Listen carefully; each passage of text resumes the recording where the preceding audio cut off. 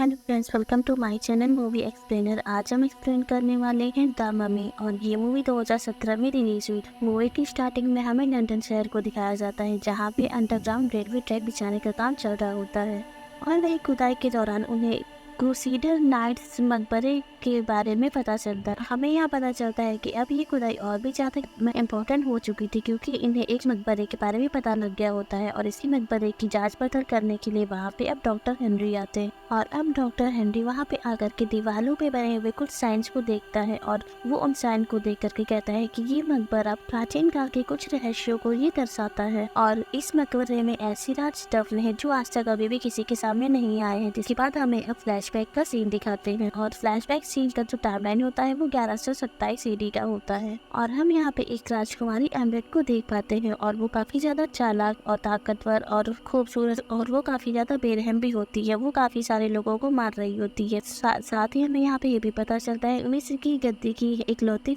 राजकुमारी एम्बेट ही है, क्योंकि जो वहाँ के किंग थी उनके एक ही बेटी होती है और उनकी कोई भी संतान नहीं होती है। इसी वजह से अब वहाँ के राजा दूसरी शादी करने वाले होते हैं और ये चीज राजकुमारी एम्बेट को बिल्कुल भी पसंद नहीं आती है। जिसके बाद अब वो किंग दूसरी शादी कर लेते हैं और उनका एक बेटा पैदा होता है और जैसा कि हमें पता है गद्दी का असली वारिस एक बेटा ही होता है। जैसा कि अब राजकुमार के बेटा पैदा हो गया था तो इसी वजह से मिस्र की गद्दी का किंग का बेटा ही बनने वाला था और इन्हीं सब चीजों की वजह से एम्बेट को काफी ज्यादा गुस्सा आता है, क्योंकि वो मिस्र की पूरी सत्ता को अपने हाथों में लेना चाहती और इसी वजह से अब एम्बेट बुराई के रास्ता चुनती है और फिर वो रात में अपने कमरे को बंद करती है और अकेले में वो अपने चारों तरफ आग जलाती है और फिर वो बुराई के देवता सेट को बुलाती है। एम्बेट अपनी प्रार्थना को शुरू करती है। एम्बेट की प्रार्थना से खुश होकर बुराई के देवता से भी ज्यादा खुश हो जाते हैं और वो अब एम्बेट के पास आते हैं और साथ ही वो एम्बेट को एक तिलस्मी खंजर भी देते हैं और अब जैसे एम्बेट उस तिलस्मी खंजर को छूती है तब उसकी पूरी बॉडी में कुछ टैटूज बन जाते हैं और जो टैटूज उसकी बनते हैं वो मिस्र की पौराणिक लैंग्वेज होती है। जो टैटू एम्बेट के शरीर पे बने होते हैं उनमें ब्लैक मैजिक के सारे मंत्र लिखे होते हैं और अब धीरे धीरे करके एम्बेट का एक नया जन्म होने लगता है, जिसमें अब एम्बेट की सारी अच्छाइयाँ खत्म हो जाती हैं और अब वो एक शैतान बन गई थी। जिसके बाद अब वो तिलस्मी खंजर को लेकर के सबसे पहले अपने फादर के पास जाती है और वो उसी तिलस्मी खंजर की मदद से अपने फादर को मार देती है। फिर वो अपने सौतेले भाई को भी मारने के लिए जाती है। उसके बाद वो अपने भाई को भी जान से मार देती है और लेकिन यहाँ पे भी एम्बेट नहीं रुकती है। अब वो बुराई के देवता सेट को इस धरती पे लाना चाहती थी। इस धरती पे लाने के लिए उसे एक इंसान के शरीर की जरूरत होती है और इसीलिए एम्बेट अब अपने ही राज्य के एक इंसान को चुनती है और उन्हें उस इंसान को अब वो तिलस्मी खंजर से मारने जा ही रही होती है कि उसी टाइम अब वहाँ के किंग के कुछ सिपाही आ जाते हैं और वो अब एम्बेट को बंदी बना लेते हैं, क्योंकि उसने एम्बेट ने राजा को मारा होता है और इस चीज का पता सभी लोगों को लग जाता है। इसी वजह से अब उस राज के जितने भी सिपाही होते हैं अब वो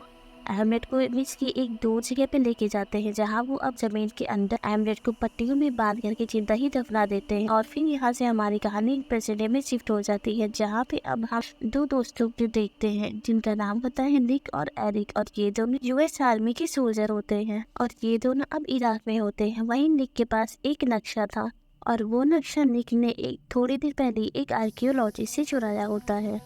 अब वहीं पे एरिक जो इस नक्शे को देखता है और वो निक से कहता है कि इस नक्शे में हमें जिस लोकेशन पे जाना है वो लोकेशन इसमें दिख रही है और उसी लोकेशन पे काफी सारे हीरे जवाहरात से भरा हुआ काफी सारा माल है। और ये सारी बातें सुनने के बाद निक ये चाहता था कि अब वो जल्द से जल्द उस सारी चीजों को लेकर के अपनी कब्जे में कर ले और उसे अब दोगुने दाम पे बेच दे, जिससे कि वो काफी सारे पैसों को कमा सके, जिससे कि वो बहुत अमीर बन जाएगा। अब ये दोनों उसी लोकेशन पे पहुंच जाते हैं, जहाँ पे अब उसी लोकेशन के जो लोग होते हैं वो अब इन दोनों को मारने लगते हैं। अब वहीं पे एरिक अपने और अपने दोस्त निक की जान बचाने के लिए हवाई सहायता मंगवाता है और उसी टाइम अब वहाँ पे यूएस के सोल्जर्स पहुंच जाते हैं, जिन्हें लीड कर रहे होते हैं सार्जेंट बास और वो अब आकर निक और एरिक दोनों की जान बचा करके उन्हें वापस ले आते हैं। और फिर हम देखते हैं कि निक और एरिक के पास अब वही आर्कियोलॉजिस्ट पहुंच जाती है जिसका डिग्नी आज से 3 दिन पहले चुराया था और उस आर्कियोलॉजिस्ट का नाम जेनिफर होता है। और सबसे पहले वो आर्कियोलॉजिस्ट अब निक को मारती है और उससे अपने नक्शे को वापस मांगती है, लेकिन निक उसे वो नक्शा देने से मना कर देता है। जिसके बाद अब ये लोग देखते हैं कि एक मिसाइल जो आसमान से आकर के जमीन पे गिरी थी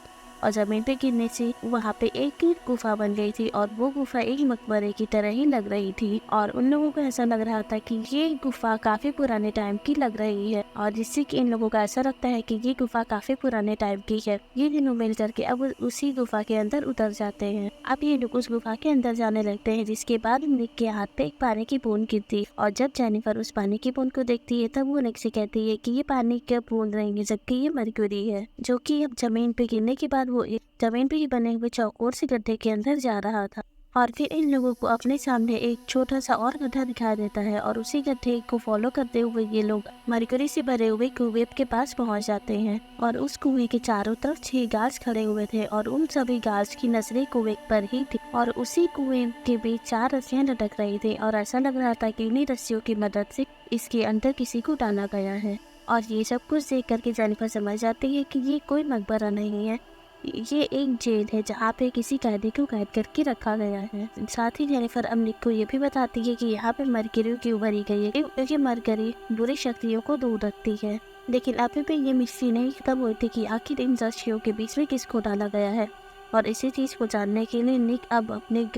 गन से फायर करता है और वो उन 4 रस्सियों में से एक रस्सी को काट देता है और अब उस रस्सी के टूट जाने की वजह से एक बहुत बड़ा सा पत्थर होता है जो अब जमीन की तरफ आने लगता है और उसी टाइम उस मरकरी के अंदर एक बहुत बड़ा सा ताबूत होता है जो अब धीरे धीरे करके ऊपर आने लगता है और यहाँ हमें पता चलता है कि ये जो ताबूत है ये एमलेट का ही है, जिसे 1127 AD में विश्व की किसी एक जगह पे अंडरग्राउंड करके छुपा दिया गया ताकि इसे अब कोई भी दोबारा से ना ढूंढ पाए, क्योंकि उस ताबूत के अंदर एक शैतानी आत्मा बंधी हुई थी। जमीन की तरफ से कुछ मकड़ियाँ आ रही होती हैं और उसी टाइम अब जेनिफर की नज़र जमीन से आती हुई कुछ मकड़ियों के ऊपर जाती है और उनमें से एक मकड़ी जो अब एरिक को काट भी लेती है और उसी मकड़ी को काटने की वजह से एरिक को अब कुछ ही इमेजिनेशन आने लगते हैं, जिसमें वो अपने आप को एक रेगिस्तान में देखता है और उसके सामने अब एमलेट आ रही होती है और एमलेट अब एरिक से कहती है कि तुमने मुझे आज़ाद कराया है और अब तुम मेरे लिए काम करो और अब मैंने तुम्हें अपने खास काम के लिए चुन लिया है। और इसी के साथ अब एरिक अपने होश में आता है और उसकी आंखें खुल जाती हैं। यहाँ पे अब निक जो ये जानता था कि ये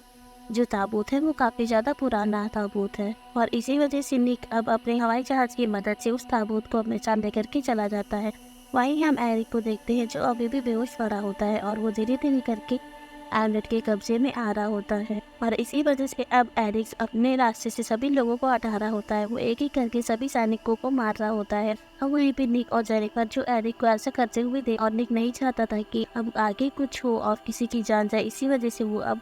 एरिक के ऊपर शूट कर देता है, जिससे कि एमलेट की जो आत्मा होती है उसे और भी ज़्यादा ठेस पहुंचती है। और फिर हम देखते हैं कि आसमान से काफ़ी सारे कौवे जो अब इनके प्लेन के सामने आ जाते हैं, वजह से इनका प्लेन क्रैश होने लगता है और ये भी निक नहीं चाहता था कि जेनिफर इन सब चीज़ों में फंसे, इसी वजह से वो जेनिफर को एक पैराशूट से बांध करके प्लेन से दूर कर देता है और अब उस प्लेन में एक ही पैराशूट मौजूद होने की वजह से अब प्लेन क्रैश होता है और उसी प्लेन क्रैश में निक की मौत हो जाती है।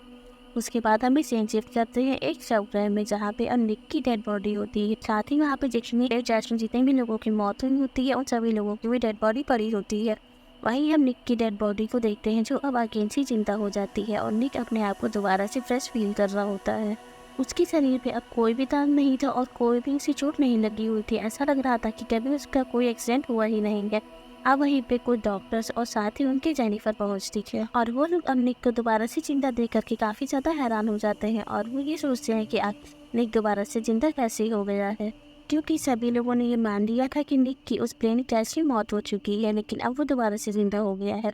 जिसके बाद निक अब वॉशरूम जाता है और वॉशरूम में वो अपने सामने अपने दोस्त एरिक की आत्मा को खड़ा हुआ देखता है और अब एरिक की आत्मा निक से कहती है कि हम दोनों ही श्रापित हैं और इसमें अच्छी बात ये है कि एमलेट ने अपने काम के लिए तुम्हें चुना है और इसी वजह से तुम उस प्लेन क्रैश में बच गए और अब बहुत ही जल्द एमलेट तुम्हें उस तिरस्मी खन्ना से मारेगी जो उसे बुराइयों के देवता सट ने दिया था और वो तुम्हें इसीलिए मारेगी क्योंकि वो बुराइयों को देवता सट को इस धरती पे लाना चाहती है, जिसके बाद सेट इस धरती पे आ जाएगा और वो तुम्हारे शरीर यूज करेगा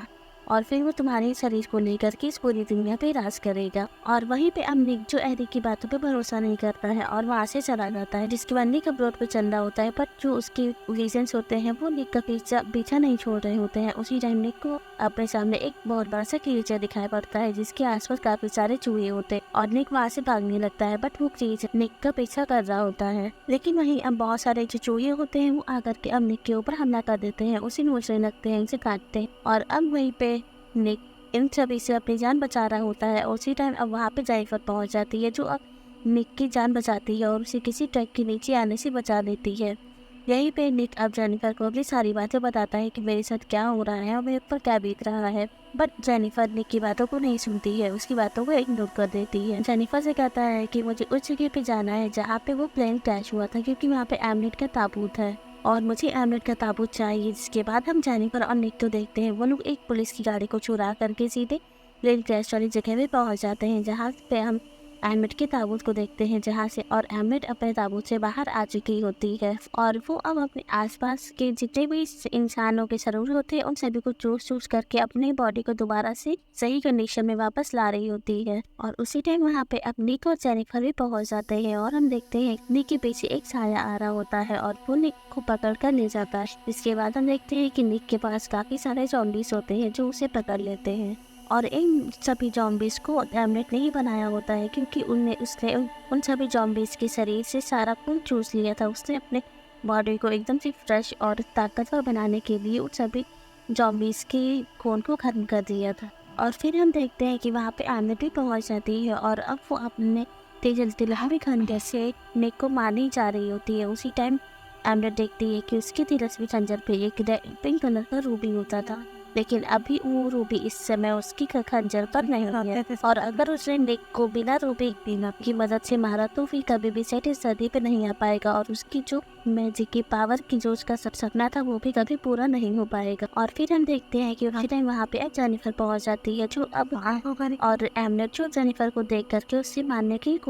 कोशिश करती है और जैसे ही वो अब जेनिफर को मारने जा ही रही होती है उसी टाइम पीछे से अब निक आ जाता है, जो अब एमलेट के पीठ पे वो खंजर भोंक देता है, जिससे कि एमलेट काफ़ी ज़्यादा इंजर्ड हो जाता है और निक अब जेनिफर को लेकर के कार में बैठ के भागने लगता है। लेकिन वहीं पे अब एमलेट जो एक शैतान होती है और उसके पास तेजी से भागने की काफ़ी सारी पावर होती है और फिर वो काफ़ी तेजी से भाग करके निक की कार का पीछा करती है और उसकी कार में आकर जेनिफर को मारने लगती है। बट उसी टाइम हम देखते हैं कि डॉक्टर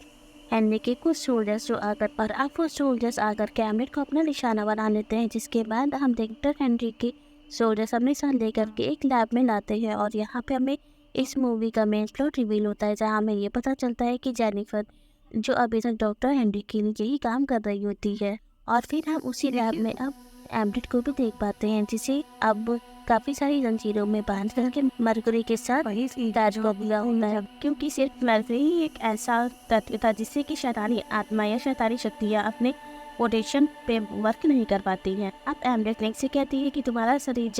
जल्द ही एक देवता में बदल जाएगा, जिसका कोई कुछ न बिगाड़ सकता है और ना ही कोई इसे मार सकता है, और फिर तुम हमेशा के लिए अमर हो जाओगे, जिसके बाद मैं तुम्हारी रानी बन करके इस पूरी दुनिया पे राज करूंगी। उसके बाद हम देखते हैं कि एमलेट की कुछ नौकरियां आकर के वहीं डॉक्टर हेनरी के कुछ गार्ड होते हैं, उनमें से एक को घायल कर देती है और फिर वो गार्ड एमलेट के कब्जे में आ जाता है, जिसके बाद वो गार्ड जाकर के उस सारी मशीनों को बंद कर देता है, जिससे कि मरकरी पूरी एमलेट के शरीर के ऊपर डाली जा रही थी। और इसी जैसे अब एमलेट अपनी शरीर को आज़ाद कर लेती है और फिर वहाँ पे जितने भी लोग मौजूद होते हैं उनके ऊपर वो अटैक करने लगती है, जिसके बाद यहाँ से निक और जेनिफर भागने लगते हैं और जेनिफर निक से कहती है कि मैं जानती हूँ कि इसे कैसे रोका जा सकता है। सबसे पहले हमें जाकर के उस रूबी को तोड़ना होगा जो उस खंजर के ऊपर लगा था, क्योंकि उसी रूबी की वजह से उस खंजर में सारी ताकतें हैं और मुझे पता है कि इस समय वो रूबी कहाँ पर है। और इसी वजह से अब ये दोनों उस बिल्डिंग से बाहर आ जाते हैं, लेकिन वहाँ पे एमलेट जो ये सब कुछ नहीं चाहती थी और वो भी बिल्डिंग से बाहर आ करके अपने बुराइयों को देवता सेट का आह्वान करती है, जिसके बाद से अब इसकी सारी बालू आकर के लंदन शहर के ऊपर गिर जाती है